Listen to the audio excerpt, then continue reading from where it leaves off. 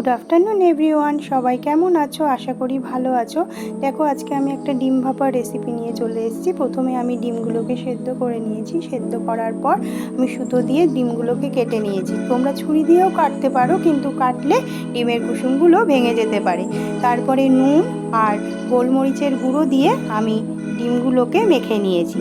আর মিক্সিতে আমি পোস্ত, চারমগজ আর কাজু বাদাম দিয়ে ফাইন একটা পেস্ট করে নিয়েছি।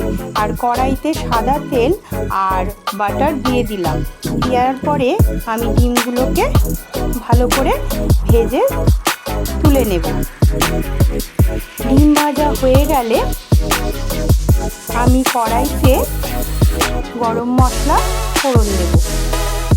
ফোড়ন দেওয়ার পর আমি পেঁয়াজ রসুনের একটা পেস্ট করে রেখেছিলাম, সেটা কড়াইতে ঢেলে দিয়েছি।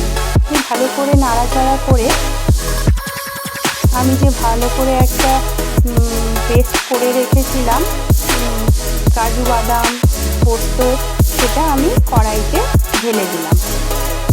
ভালো করে 5-7 মিনিট কষিয়ে নিতে হবে। কষিয়ে নেওয়ার পরে ডিমগুলো দিয়ে আমি সামান্য জল দিয়ে ডিমটাকে ঢেকে দিয়েছিলাম।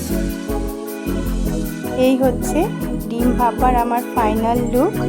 কেমন লাগলো ভিডিওটা সবাই কিন্তু জানিও। ভালো থেকো সবাই, টাটা।